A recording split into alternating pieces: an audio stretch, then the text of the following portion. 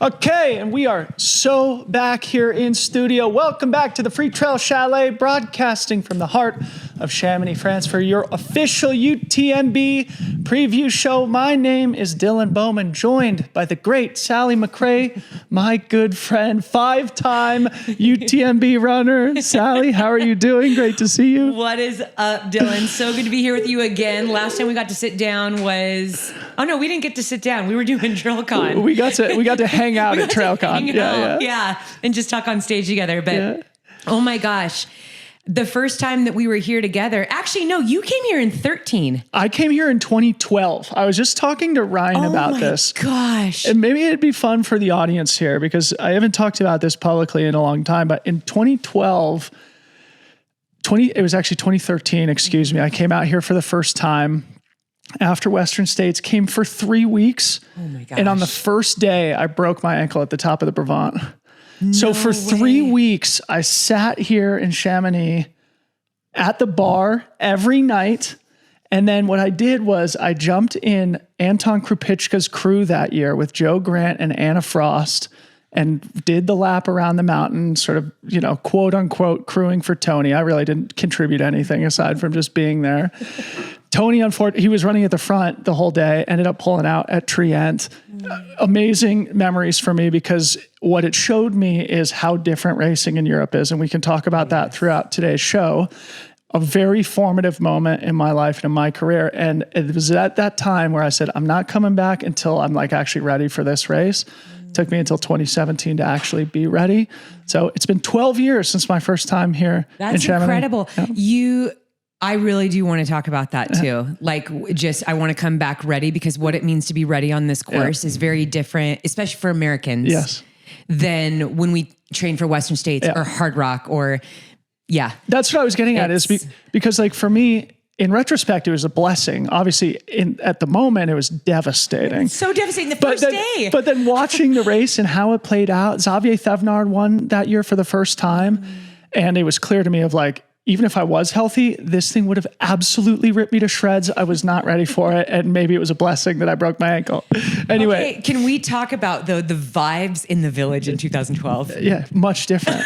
Much different than it is now, isn't it? You could genuinely walk down the city center and just kick up your feet and have a cup of coffee and it would be peaceful. I know. Even our first time. So our first time was 15. That was OG Nike Trail team. We launched in 14 and then from 14 to 16, that was my favorite of all of the renditions of our team. We had Tim Tollefson, David Laney, Zach Miller, Ryan Gelfie. I mean, we were all here. Yeah.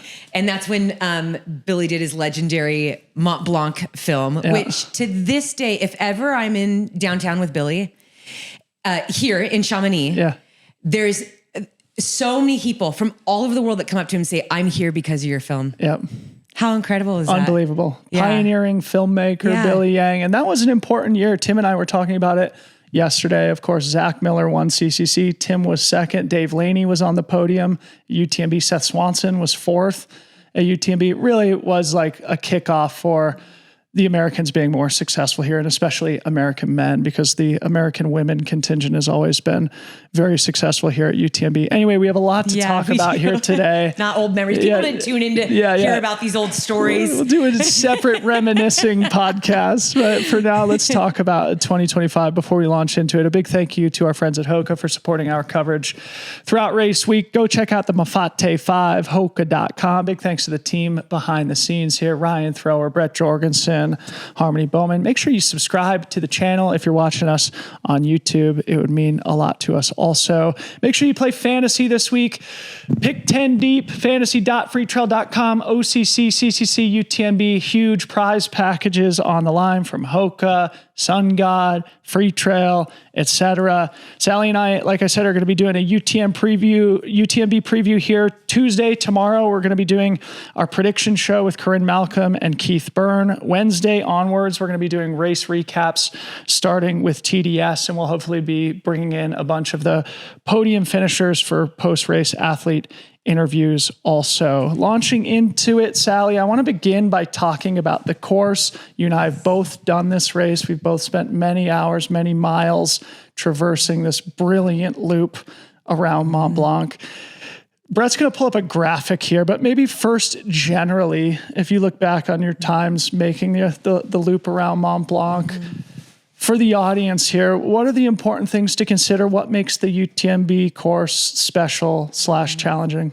I'd say specifically talking to the American audience, we don't have very many mountain ranges that have such aggressive climbs. So multiple times you're climbing 3, 4, 5, 6 miles up and that relentless steep climbing and there's rocks. I mean, we know that the Mont Blanc loop, it's permanent here. You can come at any time and do it, but most people come and do it over the course of, 5, 6, 7 days. They stay in refugios and they do sections because it's such an aggressive course. So I think that is one of the biggest things as Americans, that it isn't until you actually get into the Chamonix Valley. I mean, just standing here, you look up on both sides. I don't think even a mile is between both sides of the valley, right? Yeah, From it must side be. to side. Yeah, I mean, it's definitely a narrow valley with intimidating slopes in both directions. Yeah, it is jaw dropping. It never gets old. The views are incredible. But yeah, I think that's a big part of the course. I think the second thing that that surprised me the first year was there actually are long runnable sections.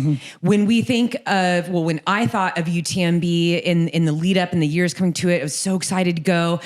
All I could think about was I'm just gonna be climbing the whole entire time, but it's the climbing and the descending. Yep.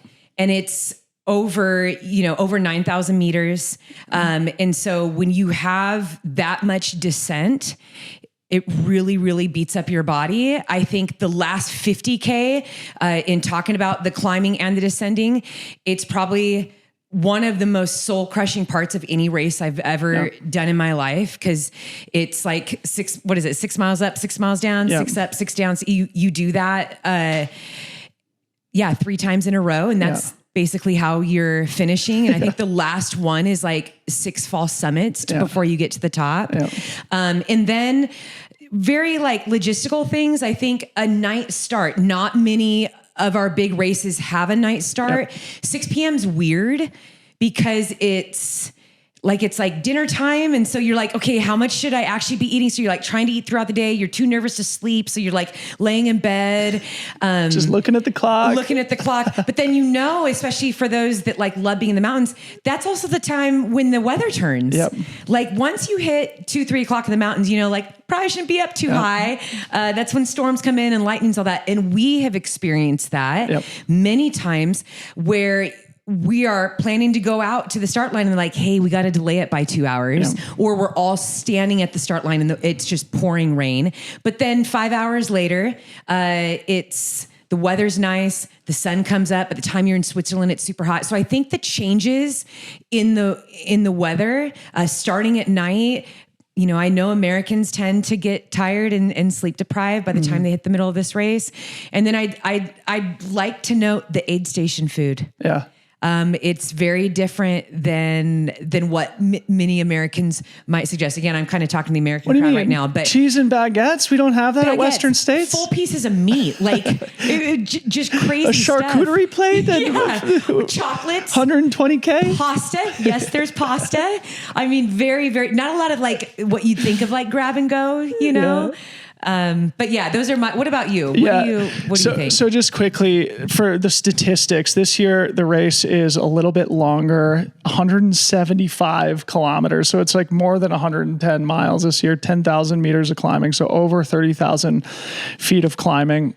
This was precipitated by some sort of breaking news last week. There was some rock fall on the gravel path that connects Chamonix and Les Zouches in the opening 5 miles of the race. They had to divert around that, which adds a couple kilometers. Actually, can I pause you and please, tell people about the first 5 miles of the race? It's just Dylan, absolute mayhem. Iconic, yes. Well, so this is actually where I wanted to start because not just the first 5 miles. I want to talk really the first 20 miles through Notre Dame de la Gorge and when you begin the vertical mile climb up to the Col de Bonhomme, because those first 20 miles are fast and runnable. You see, Brett, if you could pull the graphic up, if it's down, there's one climb up over Col de Vosa. That's what connects Les Zouches to Saint-Gervais.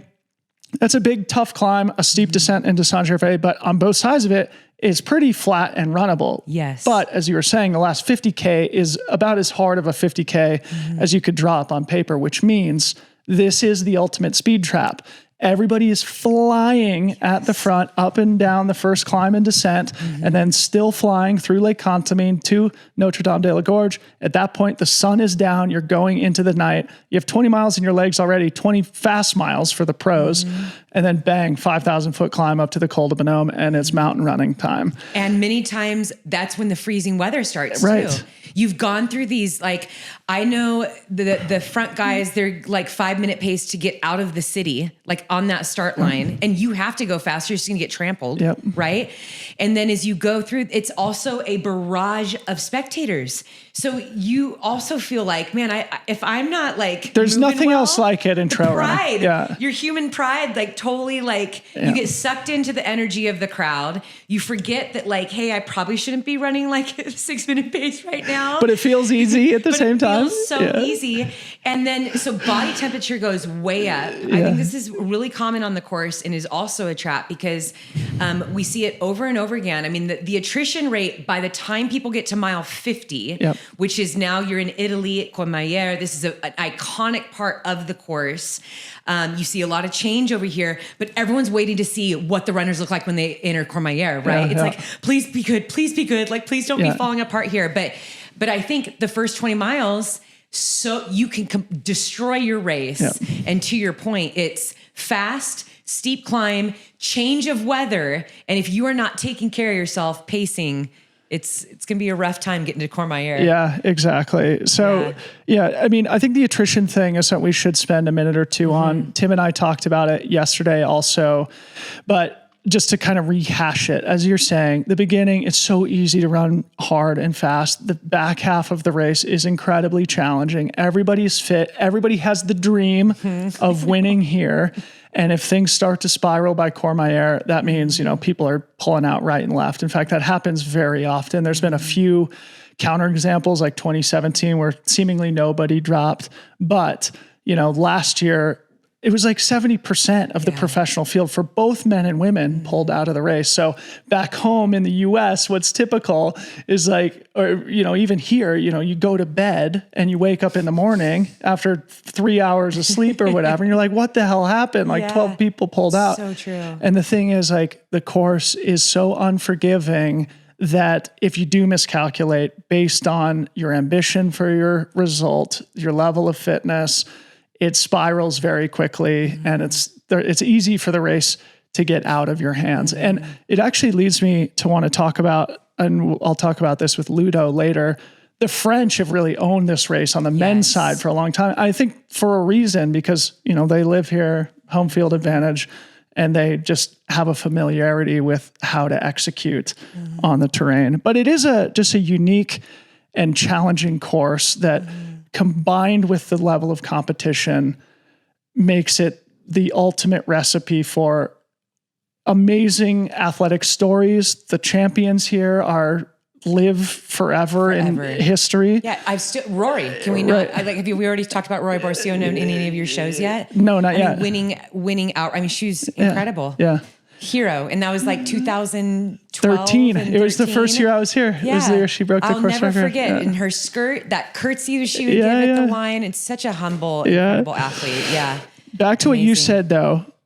The UTMB route is known as the TMB most of the year, the Tour of Mont Blanc, which is enjoyed over the course of a week or so by casual hikers. I've still never done it. That's definitely the way to do the TMB. So to our viewers and listeners, of course, it's hard to get into the UTMB now, but it's always worth it to come on over and maybe enjoy the lap. Do it with Billy Yang and the Run the Alps crew. So you don't have to do it in one push is the point. You can stop at the Refugios, have some espressos and pies and do it like a civilized, civilized person. But anyway, the course is very hard to get right and also incredibly challenging. And Dylan, do you think that, so what we're seeing more and more, I know that when we in our early years here, athletes would come like a week or two in advance. And then if they could come like a month in advance, that was like the dream. Things have changed for professional athletes now. We have more money, more funding, more support, where our trail athletes now are actually able to do this full time. Yep. For a lot of us, it was 13, 14. That's when the brands were just starting to get in. The budgets weren't as big. So we were stoked if we could get here 2 weeks in advance. I'm curious for how many times you came over here. Do you even think a month in advance is enough to really season your legs for this course? On the competitive side, I'm not saying like it's people's dream to finish this thing. You can get away with less so long as you do a mountain training camp in the US. So for example, like when I did UTMB in 2017, I was living in the Bay Area at the time, and I did my training camp in Aspen, Colorado. Basically, wait, was that with Francois? Did he come out and do that with you? No, I mean, he didn't do the training camp. He won in 2017. Yeah. But yeah. Okay. I thought you got, maybe I'm thinking of Hard Rock. But your point is well made in that it like really does require very specific training. And I mean, that's one of the reasons why it took a long time for the American men to figure it out, because the terrain is just a lot different than what we have in the US, steeper climbs, but it's even like lower elevation. And so it just required a little bit more of a learning curve. But I think it's also interesting looking back now in the times for the last decade since you and I have been coming here. To your point, now all the brands have like chalets in the valley for 2 months where their athlete teams can come and just set up camp, do their preparation in a really focused and well-supported way. That was not the case. In fact, this morning, Ryan and I were talking about that year I broke my ankle in 2013. I came over totally alone, broke my ankle on the first day at the top of the Brevant. And the Brevant, you have to take 2 ski lifts to get. I was just up there. So, and I luckily was like right at the top when I did it. And I go and like try and take the gondola down, and they're like, oh, it's 25 euros. And I was like, well, in the US, if you hike up, you get to take the ride down. I was like, very early in my career, not well-supported athlete. I was like, I'm not paying $25 to get a ride down. So I was like, I'll at least try and get down to the lower gondola. It took me like an hour and a half to go a mile on a broken foot to the other gondola, where I finally coughed up my 25 euros and took a ride down. But my whole point with this is like, yeah, now athletes don't have to worry about spending 25 euros to take a lift down. Times have definitely changed. They're probably staying at some nice chalet here in town. And that's one of the reasons why we've seen these course records come down by significant margins in the last decade. I couldn't agree more. Yeah. I think that what we are seeing right now is a direct reflection of the support that our athletes are getting. I mean, we are required to be in the mountains for long days. And that's not always easy to do if you're working a full-time job, or you're going to school or raising a family, whatever it is. You have to be all in, completely dedicated. And I think seeing, and now we're getting younger athletes that are like, hey, I can actually do this full time. And I think that support is going to allow us to see, just jaw-dropping performances. I mean, like we have in the past few years, but I think the records are going to continue to drop. Yep. Course records are going to continue to be set every single year. It's pretty exciting. Yeah. While we're on the subject of just looking back on how things have changed too, and I was talking to Tim about this yesterday also, but the rise of CCC and OCC in those first years, they existed, at least CCC did the first year that I came. OCC was a couple of years later, but now, and we've been talking about it all week, and the statistics bear it out, but OCC is the most competitive race for both men and women. So UTMB, which we're focused on here today, is still the most significant race potentially in the world. Yep. A lot attached to it. But to your point, now a lot of opportunities for younger athletes to compete at shorter distances, which just makes race week so much more fun and so much more interesting. We have to have a separate podcast, you and I, talking about sub ultra, because I'm a huge advocate. Yes. As someone, I've always specialized in the 102 mile. That's my specialization. Anything less than that was always just training. I'm doing this for training to lead up to a race. But I'm a big fan of the sub ultra distance. I think it's the future of our sport in growing the sport. I want to see college athletes come into our sport, make a career, not feel like they have to run 100-mile races right away. So this is such a good statistic. I love hearing this. We need those young guns to come in here. I want the college athletes to know that like, hey, you don't have to do track and road for 10 years first and then come here. You can do, I mean, Anna Gibson's a wonderful example Rhodes of that. Bowman is making his UTMB debut this week in the kids race. Yeah. Amazing. At 3 years old, he's making his UTMB debut. He is the future of our sport. And he's so freaking cute, by the way. Where is he? Maybe Mackenzie can coach him up. Oh, I spent the whole summer playfully telling Mackenzie, you could just quit NAU. Just come to trails right now. Look at Anna Gibson. Star. All right, let's keep the show moving. Just real quick, Brett, if you could just bring up the conditions here. Things are changing in terms of the weather and deteriorating. So just a quick update for the audience who watched our OCC preview. Now OCC looks like it's probably going to be wet.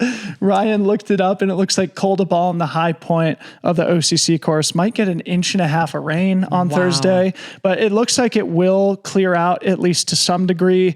For UTMB specifically, we're looking at mid 60s here in Chamonix. It's usually a couple degrees warmer on the Italian side, but that is during the night.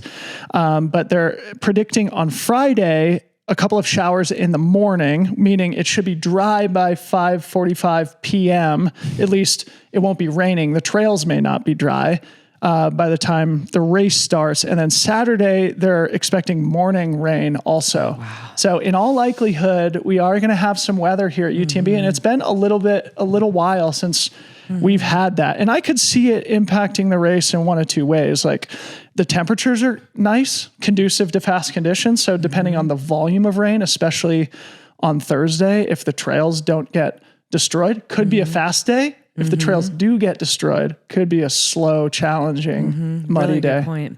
Really good point. I feel like the weather has always been a factor, even on the heat side.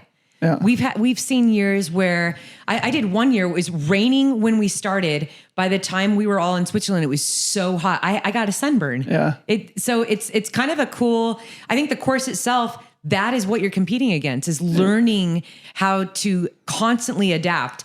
And for viewers that have never been here before or dreaming of coming here, I don't think there's any other race in the world that in one go, we're running through 3 countries. Yeah. And so you're constantly not only adapting to the temperature and the terrain, but you're like, I'm in a different country now. Yeah. So of course, it might be different weather. Yeah, it is interesting. And Chris Myers was talking about this too, coming over for the first time last year and doing a recce of the CCC course. He's like, yeah, it was sunny on one side of the Grand Col Ferret, and then it's cloudy, foggy, and cold on the other side. So again, that's probably why they instituted the mandatory kit policy here at UTMB, which has now become uniform across the sport, or at least at many of the races. Starting to talk about the competitive dynamics here first. I want to start with the prize money element. We've talked about it, OCC, CCC, now UTMB, the race that has the most prize money on the line. And this was instituted last year, thanks to the good people of Hoka who've invested a lot in the professional ranks of the sport. So for UTMB, 20,000 euros to win for men and women, 12,000 for second, 8,000 for third, and then descending down, paying 10 deep, and 8th through 10th each get 1,500 euros apiece. So a decent payday to win here. Certainly not commensurate with the level of achievement, but obviously whoever wins this race in all likelihood has partnerships that will also further supplement their earning power here. But it is sort of the wave of the future. I mean, when you and I first came here, the winner here maybe got a nice little trophy and a pat on the back. Yeah, a handmade trophy, which pretty cool. Yeah. But yes, you're right. The brands have always carried the bonus money for that. UTMB is typically the top. It's either UTMB Western States that all brands have bonus schedules for their athletes, which I'm so grateful for that. Because these athletes, they give their whole year for this. This is all their time and energy is put in this. They should be paid. So this is a great start. I'd love to see the prize money even more. I also, it is interesting to me that the most competitive of the races, are the shorter ones, and they're getting the less money, but that's okay. It changes year over year, like in terms of like what the most competitive race is. And historically, UTMB has unequivocally been.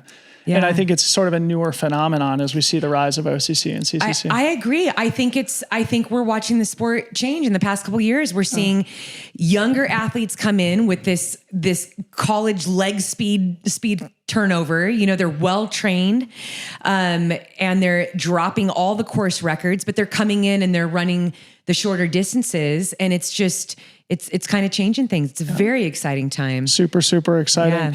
So the other thing that we talk about year over year and that becomes more of a storyline every year is the nationalities and how they show up here at UTMB. Of course, this is the battleground, not only of the best athletes in the world, but, you know, frequently we're seeing, you know, 7, 8, 9 different countries represented in a top 10. And so this is something I always like to look at and talk about. Next month, of course, we're going to be in Confranc for the World Championships, where this will be more of a story, but touching on it a bit here at UTMB as we have for both OCC and CCC. Brett, if you could bring up the top 50 women first here. As we've said, American women have done an amazing job here at UTMB over the years. Off the top of my head, we've had champions Nikki Kimball, Chrissy Mail, Rory Bozio, Courtney DeWalter, Katie Scheid, responsible for, you know, probably 11 victories in 22 years. Yeah. So not surprisingly, we see the US as the strongest country by a mile here based on, you know, the UTMB index. Is that 11? So 11 out of the top 50 ranked athletes in UTMB on the women's side are Americans. Incredible. France has 5, China has 4, Germany has 3, and then Spain, Poland, neutral, which is two Russian athletes, Japan, Canada, Australia, 2 apiece. Sally, any comments on this, just about the enhanced internationalization of UTMB, and anything jump out to you? Literally one of the main reasons why I've always loved coming here every single year. I love, I mean, I guess in a way you almost feel like this is our Olympics, right? Because we have the most countries are represented here. We have that depth of competition. And you really just feel the respect and the excitement for the sport. But I think it's pretty incredible to see the United States, even though we don't live here, that our athletes are doing well. And I would think that probably as early as 5 or 6 years ago, I don't know if we would have had that high of rankings. Yeah. I mean, on the women's side, I think the American women have just been so strong. And one of the things we've talked about here too is the impact of the proximity of the World Championships being so close. So for example, France has a policy of like, you can't race on Team France at the World Championships and do any race at UTMB. So that may be a reason why you see fewer French, but then the counterexample is on the men's side, which we'll get to in a second. But either way, I think more and more Americans are seduced by the idea of coming to Chamonix and having a race here. And of course, you know, we have a bunch of amazing athletes in the US as it is. And so to see them showing up in these numbers here at UTMB, not a major surprise, but it is interesting to see that 20% of the professional field, or at least the top 50 ranked athletes, are Americans. Yeah, and we've talked about this in our top 10 storylines, but it's been 5 straight American women's victories at UTMB between just Courtney and Katie. That's right. Yeah. That's amazing. Courtney, Katie. Gosh, I really would have loved for Katie to be in this race. Do you know what an incredible race, a fun show?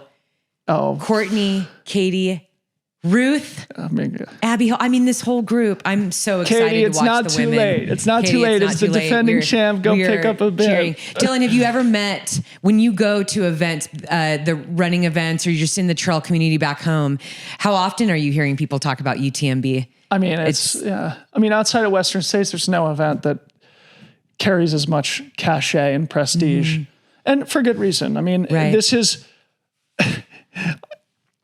the founders of UTMB were brilliant and visionaries.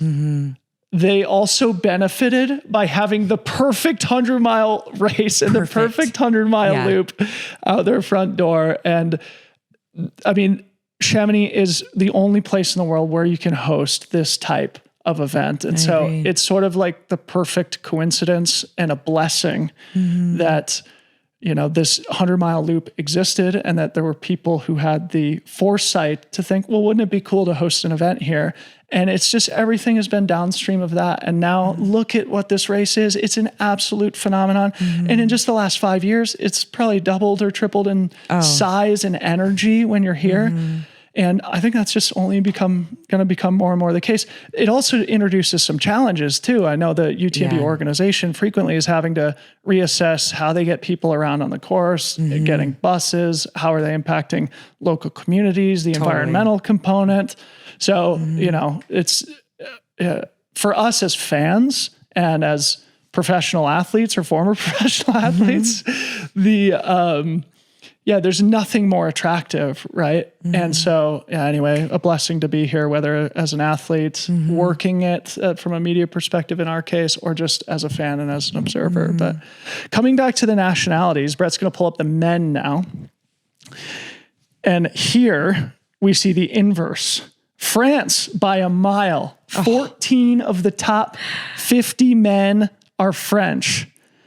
And I was just sort of like looking at some stuff on this and going back to 2012, because we're going to have Ludovic Pommeret here in studio here later. 2012 was his first UTMB, and our audience will see my baller Ludovic Pommeret t-shirt that I'm wearing right now. He's incredible. Since 2012, there's been 12 runnings of UTMB. Frenchmen have won 9 of them. Wow. And so the only other 3 people who have won, Killian, Pau Capel, and Jim Walmsley. Otherwise, it's Ludo, Francois, Xavier, Vincent.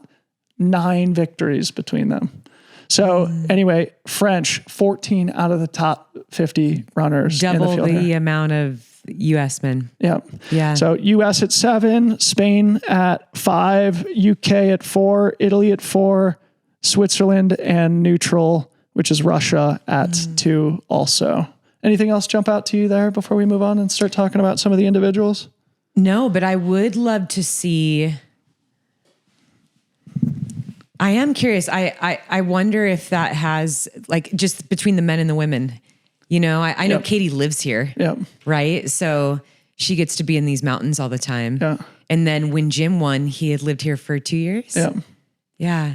That's a lot to unpack. So like Jim's victory and Katie's victories are, Katie lives sort of near the southern coast.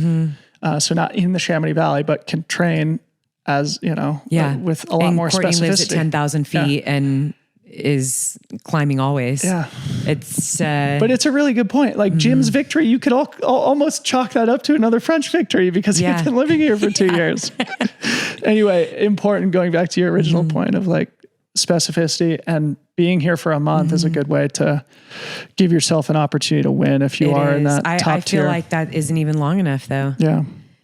All right, so let's start talking about some of the actual characters in the race. Before we do, we got to say a big thank you to our friends at Hoka. You guys got to go check out the new Mafate 5 at Hoka.com. The rocker integrity technology. They've got a curved TPU plate sandwich between dual density supercritical EVA foams. The idea is that this curved plate gives the shoe more of that rocker integrity over the course of hundreds of miles. So as we all know, when you start beating your shoes up, they can start losing that rocker edge, which just gives you a little bit of that flowing momentum on the trail. So with this new rocker integrity technology, that rocker feel has, more durability and is more longer lasting. So go check it out. Also has the Vibram Mega Grip outsole. Hayden Hawks said this is the perfect UTMB shoe. You got to trust Hayden Hawks. Strap that thing on. You are shred ready here in the Alps. Mafate 5, Hoka.com. Big thank you to Hoka. Thanks also to Red Bull and Sun God for supporting our coverage here throughout race week. Starting with the women, Sally, we were just talking before we got started. Really, there's 3 main favorites coming in on the women's side. Courtney Dauwalter, of course, 3-time champion. Ruth Croft, an all-time great, and Abby Hall, who is an ascendant star, recent Western States champion. Let's start with those 3. Okay. Provide some of your personal comment. I have been all of these women are an inspiration to me for very specific reasons. Ruth Croft was, one of the first athletes, I think international athletes that caught my attention when I first came to the sport because of her versatility. She is ripping fast on the road, and is an amazing climber in the mountains. Wonderful athlete, trains very hard. She's very gritty. I feel like she has this ability to, no matter how much she's hurting, to dig deep, and suddenly she has like this sixth gear. There's this race that she was doing, it may have been Zagama, kind of maybe a viral video of her. I don't know if you've seen this before, where she's going back and forth with this girl on this gnarly technical downhill. Yeah. Do you know what I'm talking about? I think that was Sierras and All a few years ago. I watched it at least a dozen times, like goosebumps. Like elbows thrown. Thrown. And like she gets past and you're like, dude, how are you coming back from that? And she rips past this girl, and then the other girl passes her, and then Ruth just buries her. And I'm like, yes, this is the race that we want to see in trail. Like, that's it right there. And not only that, it wasn't like it was just this flat section on the road. I mean, it was this gnarly, technical trail. And so I think she's a very versatile, talented athlete. One of the things that's important about this race, I didn't say this in the beginning, is overall racing experience, because having that ability to have the patience to understand, I'm in the mountains. I am going to hit some really rough patches. We have seen athletes over and over again come into Courmayeur and they are dead. Yep. And they come back to life 20 miles later in Switzerland somewhere. Yep. And they come back to win or get on the podium. And I think that is something that is carved out through years and years of racing, through whether it's through DNFs or not having the race that you wanted, or, literally and figuratively going through storms and low points and understanding like, wow, I didn't think I could come back from that. And suddenly 15 miles later, I felt amazing. I just needed to eat something or drink something. And I think Ruth, I have loved following her career over the years. She works hard. She's got a humble heart. She's a kind person. If you ever go up and talk to her, she's such a kind person. She is a champion of the OCC, the CCC, I think multiple times of the CCC. It would be really amazing to see her win the UTMB, because I don't know if there's another woman that has won all three races. No. So that's one of our storylines this week is only Xavier Thévenard has won all three of the world finals, but both Ruth and John Albin have a chance to. They've both won OCC and CCC respectively. Yeah. I just would love to see that happen. I think, performances like that, I'm always thinking of the youth and the new players coming into our sport. And those are the storylines. You're like, I want to do that one day. It's like the NBA, like 3P, getting that ring 3 times. Like that's kind of what this is, to be able to win every distance. And just to your point earlier, when we are seeing that the OCC and the CCC, these are the most competitive races, Ruth has won all of them, and hoping to put the UTMB there, the queen crown of all of the races here would I know that would just be a core memory of her career forever. I mean, and it would add just so much to what has already been an incredible story of her career. So just adding a little bit of my own color here just for the audience. So Courtney won in 2019, 2021, and 2023. It was in 2021 when she finally broke Rory Bozio's amazing record from 2013, running 22:30 or so. And then Katie Scheid last year broke Courtney's record by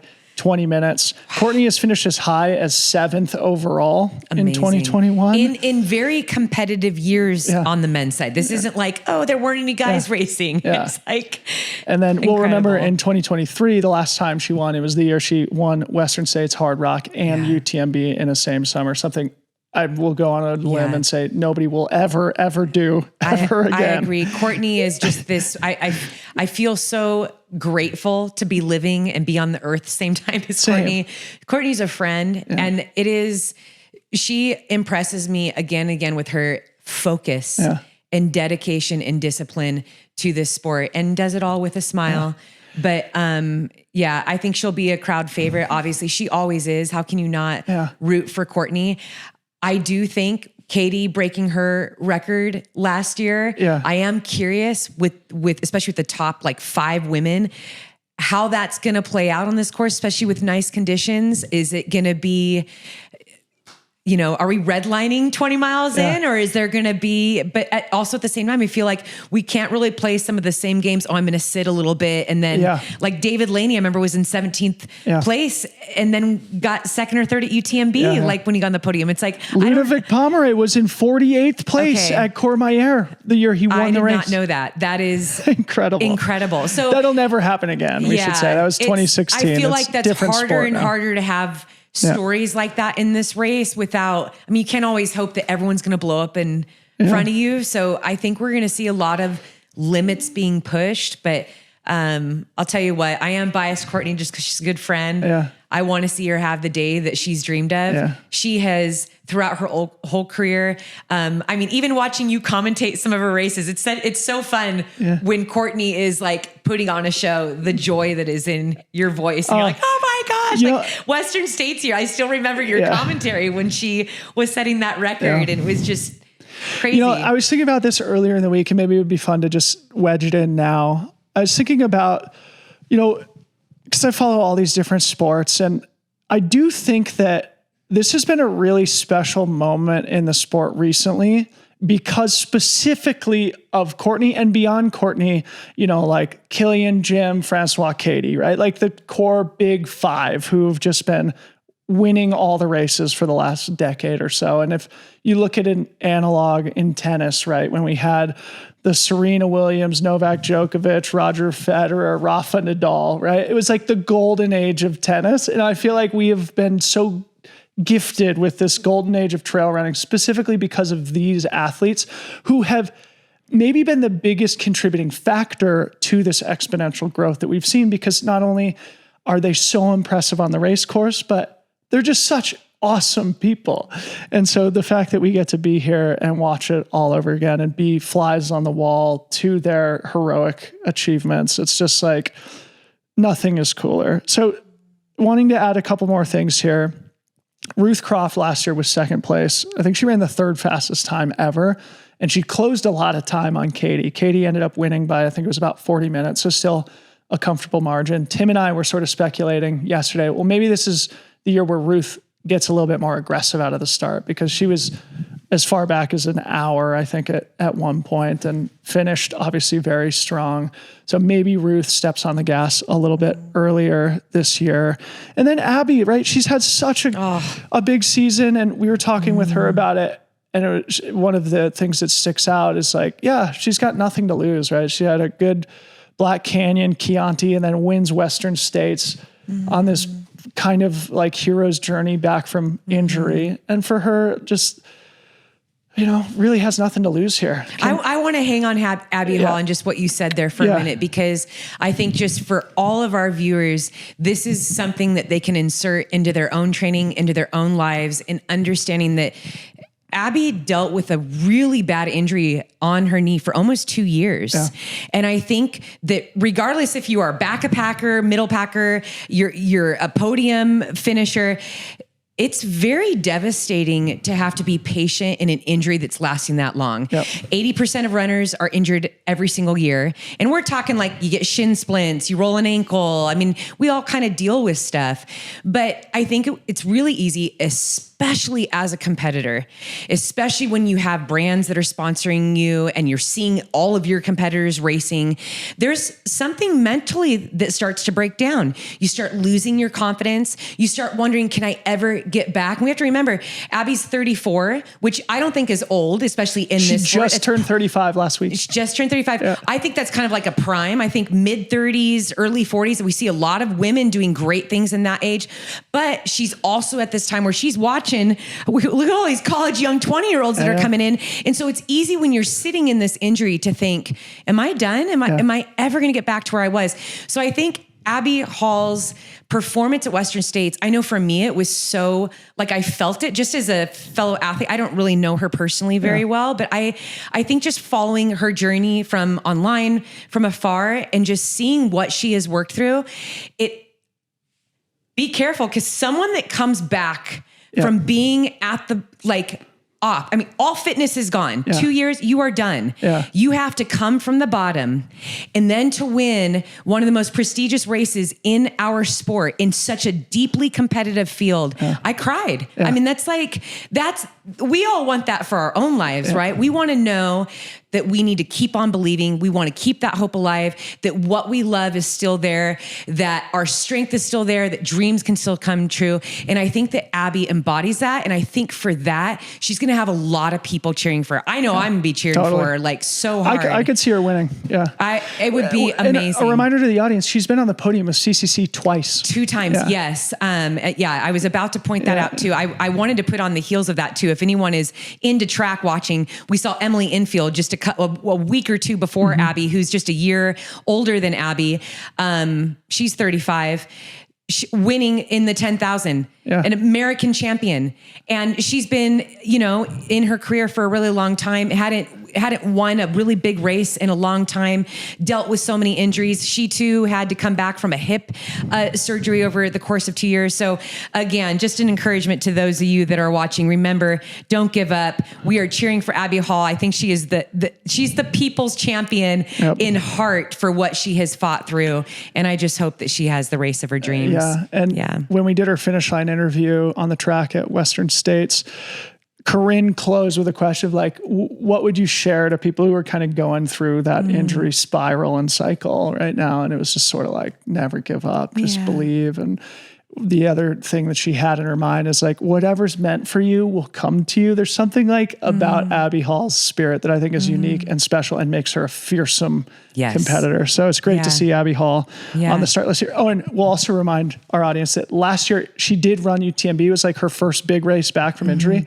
Slogged out 31-hour finish, like had no reason to keep going, was never in the mix, but finished. And I think there's a lot of good karma in that. Watch out for people that are have overcome a lot, because the mental toughness, the mental endurance that you need in this race, as you know, that's your strongest muscle.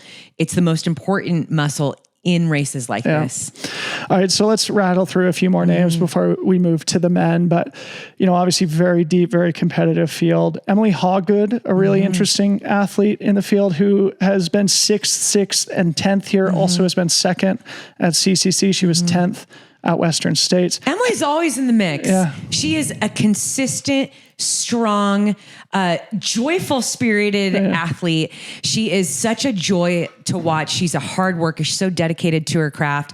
I think she's always, again, people's favorite. How can you not cheer for her? It would be really fun to see her a little right in at the mix at the top with, I think our top 3 girls that we just talked about just now. I would love to see Emily in there. I think she has what it takes. I think finishing 6th last year, I mean, that's pretty incredible.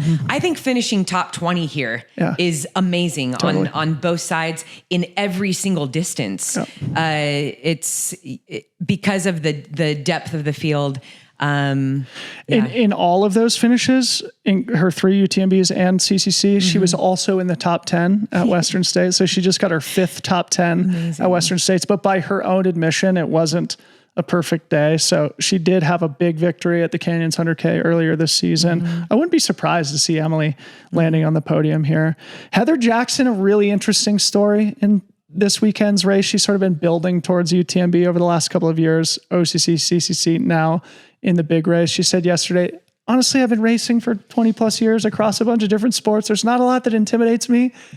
This intimidates me, which I think is a sign of maturity, honestly, like not coming into it feeling like whatever, it's just another race. I've been doing this for 2 decades. It's going to be fun to see Heather race. Heather's gritty. I think her resilience and, just her sturdiness across all these sports. Yeah. Like she was saying, the last 20 years she's been racing.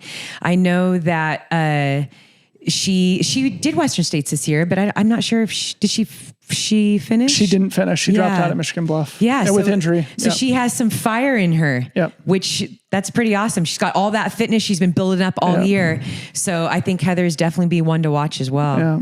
All right. So I'm just going to rattle through some names here before we move to the men. Obviously we could spend a million hours on this, but just to keep the show moving, some great European talent, Katarina Hartmuth, who's just bouncing back from a tough finish at Hard Rock, a great German athlete. She was second behind Courtney here a couple of years ago. Katerina Macheva from Russia, Camille Bruyas, who's also previous second place, Chen Lin from China, she's amazing. Really strong long course athlete, Lauren Peretz from the US, Claudia Tremps from Spain, Joanna Antila, Maite Meora.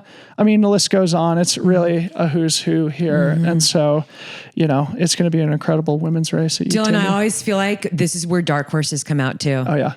Just some random, incredible mountain athlete that no one knows about yet. And they're like, I'm just going to slip into the UTMB. No one had me on their radar. What about Vincent Bouillard last year? It was like only Freetrail knew about him last year. All right, let's start talking. Freetrail has the inside. Let's go talk. It's because he came and won our race at Gorge Waterfalls. He became our one of our favorites.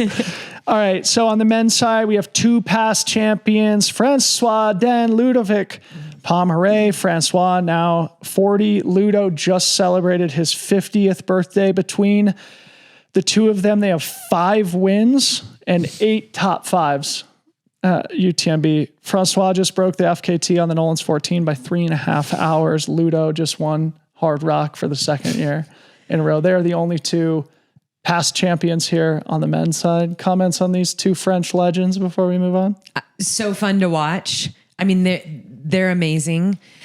It's really funny. Just a little side note on Francois. When I was here in 2023, we were both at the Lecky. They were doing an event for the Lecky trekking poles, and I left and I started walking back to my place. I didn't realize that it was because I had been driven. I didn't realize it was so far away. And randomly he drives up next to me. I've never had a conversation with before. And he rolls down this window. He's like, "Do you want to ride?" However. And I was like, "Yeah, thank you so much. My name's Sally." I hopped in. He's like, "No problem." Just drove me all the way back to my place. We just had the most normal conversation. We talked about his kids. I mean, just the most humble, down to earth guy. Yeah. But then he gets on the trails. He's doing these FKTs, and it's so inspiring. He's my favorite all time athlete. I have to say. I think that sometimes, especially for, viewers that are watching, we tend to think ultra runners are just superhuman, they're crazy. But countless of these athletes, you sit down with them in a coffee house and they're just so chill. Yeah. Yeah. We're going to come back to the dad crew here in a little bit. We got so many dads. Totally agree with what you said.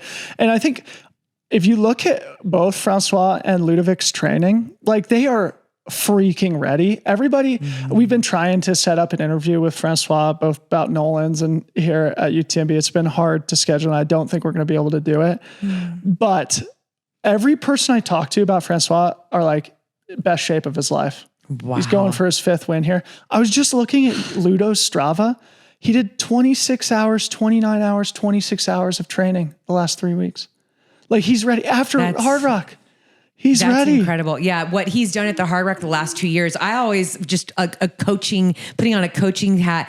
I love looking at the cumulative training leading up to a championship. What were the races that they were doing in the lead up? Because all of that training, if they have consistent training, no injuries in their long illnesses or anything, it's not just in the couple months before, because those experiences contribute to everything that Ludo worked through at Hard Rock not too long ago. He's going to be putting that into play this weekend. Yeah.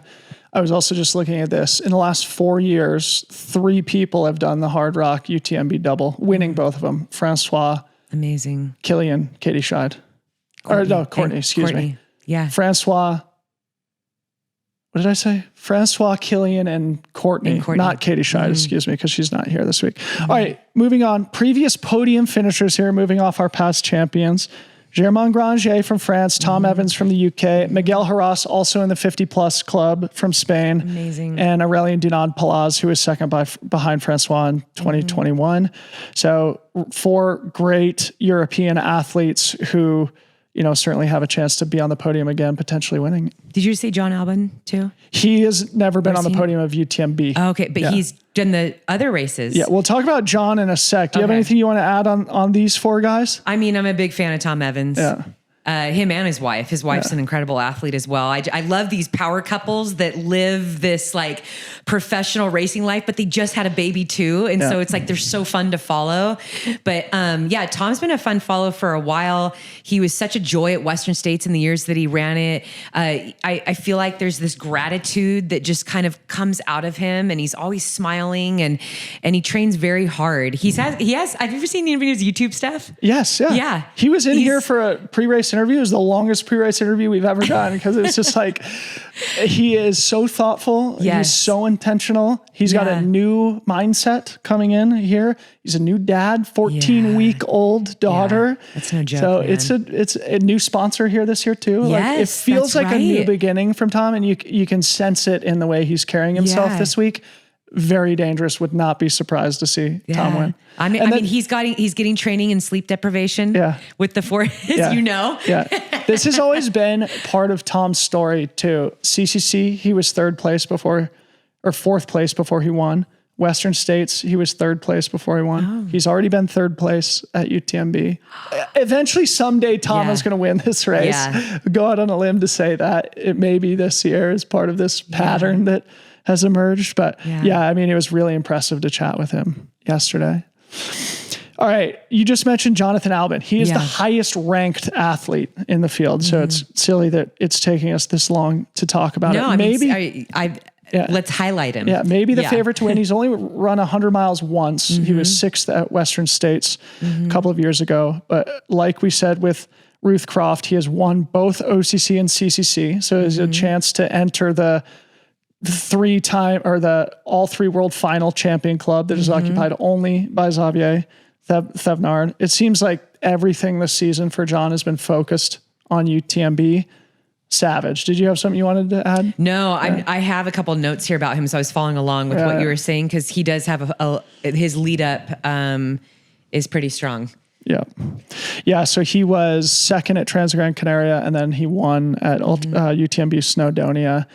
So, early in the season, it's easy to forget about Transgran Canaria at this point. Snowdonia, a little bit quieter of a race, especially for American trail fans. But so it feels to me, again, like I just said, that John has really just had this day circled, and those two were stepping stones towards this. And he's going to take a big, big swing, and I'm sure we'll see him running at or near the front. Do you feel like of those guys we've talked about that there's like one or two that you feel, or is this going to be a race of, are we going to see, are we ever going to see like a pack of five guys just, they're 82 miles in and they're still just within 30 seconds of each other? Because as we know, 30 seconds on the trail isn't a bit, that's like you running in and filling your water at an aid station and keep running, right? And someone passes you. Yeah.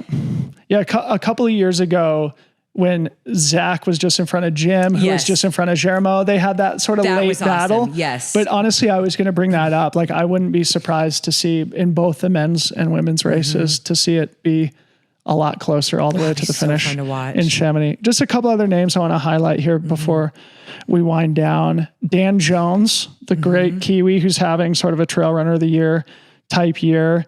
5th, 4th, 5th at Western States the last 3 years, 3 times in a row champion at Tarawera. He has experience here at UTMB. He was 12th a couple years ago, and then he was 4th at CCC last year. Just a very impressive athlete. Shenji Shen, just to give a shout out to the Chinese trail community. He had to pull out of Western States with a little bit of an injury before the race this year. He's had a sick season leading up to it, but again, he's just been racing in Australasia, basically. So he's a competitor. Oh yeah. I could see him winning. Like, he was second at CCC a couple of years ago. Well, didn't he do Western States? Yeah. And he was like charging up the mountain, right from the start line, but he's gonna be fun to watch. Yeah. And then the other name I wrote down is Thibaut Garivier. I remember at our our wrap-up show in 2021 after Thibaut had won CCC. I made the prediction. Thibaut in the next 5 years is going to win UTMB. I was like, he's kind of the next Francois in my mind. Wow. He has done UTMB the last 2 years. I think has sort of snuck into the top 10 both times, but hasn't had like his day. But I'd love to see that champion interview, just Debo and Thibaut. Yeah. And I could take my victory lap. Like, dude, I called this 4 years ago. That would be awesome. Where's my prize? All right. The last thing I want to talk about before we wind down here is the dad contingent. Oh my gosh. Couple parents here in studio. So, man, we have got a baller group of dads doing battle here. This is going to be the race within the race. Not only could they all be on the podium, but we'll assess, who the top ranked dad. I think Freetrail needs to make some type of dad shirt. We should have a dad fantasy. Something, because this is very impressive. And also shout out to the mamas supporting them, because obviously it does take a team. As you and I both know, we have very supportive, incredible spouses. I mean, they're probably more enduring than we are. Totally. Yeah. But yeah, the dads that are racing, these aren't just like, we're not like, there's no like handicap here. It's not like, but he's a dad and like, that's really cool what he's doing. It's like, these are like the best of the best. And they're papas too. So this is pretty cool. So the dads are Francois Den, who's got 3. Ben Demon's got 1. Tom Evans just had his first. Aurélien Dinapalaz has 2. Hayden Hawks has 2. I'm probably missing 1 or 2 there, but I mean, those are 5. Tom's in the toughest boat, I have to say. Going from none to 1 is the toughest transition, especially the first 6 months. Because you're like, what just happened?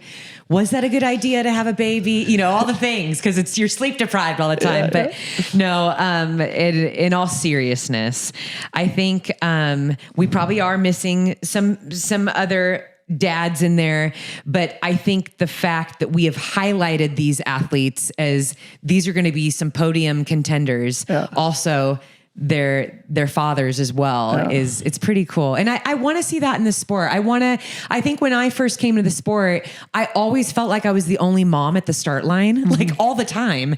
My kids were 1 and 3 when I started trail running. And now it's becoming more and more common. We're seeing parents. Now Mackenzie's a D1 athlete. Now Mackenzie's a D1 athlete, but I think this is also why I'm a big fan of the sub ultra too. It's a little bit more family friendly, but to see these guys doing these really tough 100-mile races and being at the top, I mean, I'm cheering for all of them. I'm cheering for the dads. Yeah. The finish lines. The other people I'm cheering for, and I'm not afraid to say it, a little American bias showing here. And last thing here, I just want to shout out the American boys because I'm realizing I skipped over them here. Rod Farvard is happy birthday, Rod. He's turning 30 during the race. Are you serious? He's turning 30 during the race, he told us. I'm a huge fan. Of course, Hayden Hawks, 2-time CCC champion. We just mentioned Ben Demon, who could win the race, is sort of coming in as one of these major, I guess you could call him a dark horse, but like he's had incredible wins and podiums basically only in the last couple of years, except for 2 DNFs here at UTMB, rooting for Ben. Jeff McGavro, we had him in studio yesterday. And finally, Dakota Jones is back at UTMB. Yeah, I saw him yesterday. He's ready to run. I said, let's do it, Dakota. Let's go. Let's crush Dakota it. Jones. Yeah. Pretty exciting to see him back and in good form. And we got a good field. We got a lot of people to root for this weekend. Do you want to make any predictions here as we wind down, Sally? Oh, man. I am really hyped about the women's race. The dream group, this would have been the dream group if Katie was in there too. I think that would be the race that everyone would want to see, especially because both Courtney and Katie have held the course record. So that's really fun. I think the dad contingent, like that gets me excited. I'm always rooting for the men. I think the depth of the field on both sides, it's crazy to think that that's not the most competitive race. When I look at who is in it, I'm like, that's a lot of competition, right? But if I have to make a prediction on both sides, I'm still gonna say Courtney's gonna win for the women. Yeah. And for the men, I don't know. I think John's ready. Yeah. Yeah. So John and Courtney. Okay. Great picks. Closing comments from you, Sally. Where are you going to be throughout the week? Can your fans come see you? Those who are in Chamonix? If this is going to come out in time, I am doing a group run in town, 9 a.m. on Tuesday morning. No, Monday morning. What day is it today? Saturday. We are so jet lagged. Like this is not a good Sunday. thing. It's Sunday. Yeah. I'll put it in my stories. But come run with me at 9 a.m. I'll be honest. I'm going to be there for the beginning and the end. I still cannot run. I still got that bone bruising on the knee, but but I will be there. We'll have some breakfast. We'll do a little 6K. It'll be nice. And then I'll be getting back on the mic with you for post-race CCC, I think is what we're talking about. Yeah, so on Saturday. And it's like our instant recap show. Yeah, we're all going to be hyped. We're like, and then this happened, and then you see this. I wasn't expecting that. Yeah, that's how it's going to be. Yeah. But we'll have have a little Prosecco, maybe a charcuterie plate. Yeah. We'll have some croissant. That's going to be a good race. We'll bring the energy for you. Yeah. As always, to the viewers, I like to say thanks for viewing in. Look, I'm still tired. Yeah. Thanks for tuning in and viewing our show. It's always a good time with you, Dylan. I mean, you're home. Yeah. I mean, I feel like when I see you, Tim, I saw Pat wearing Hayden earlier. He's OG Nike Trail manager. But I'm just like, oh man, it doesn't feel like it's been this long, but it has been. And I'm so grateful for you. I'm grateful for everything Sally. That you've built and what you're doing. I think that in your years of competitive racing, you were the best of the best because you put your whole heart into it. But you know what you're doing right now, you're the best of the best too. And you bring a lot to the community. So appreciate that. And likewise, I mean, the impact you've had on the sport is, I mean, in that category with those, Courtneys and Francois and Killians. I am not in that category. I mean, you are, Sally. You're an awesome person, and your perspective is really valuable, and we're grateful you would share it here on the show. And I can't wait for that instant recap show with Jim Walmsley, who committed to joining us for it on Saturday, just after the race finishes here. So that's a good trio. Yeah, it's going to be amazing. I'm so excited. All right, so to our viewers, as we close down here, a quick reminder: make sure you smash that subscribe button on the channel here. Go play fantasy, fantasy.freetrail.com. Pick 10 deep for OCC, CCC, and UTMB. While you're there, check out Travis's new analytics feature. Go to the stats tab, go down to analytics, and your mind will be blown with some really cool visuals about the races here this week. Check out all of our athlete interviews. Those are also living in the podcast feed and on the YouTube channel. We're going to be at the Hoka Shakeout Run, the whole Freetrail team, on Tuesday morning. We hope to see you there from the Hoka Fly Lab just down at the Expo. Check out the Mafate 5, Hoka.com. Big thank you to Red Bull and Sun God, the great sunglass brand. Also, go check them out also. And finally, a big thank you to the team behind the scenes: Ryan Thrower, Brett Jorgensen, Harmony Bowman, and Travis Longcar. Back home for Sally McRae, I'm Debo. Peace out.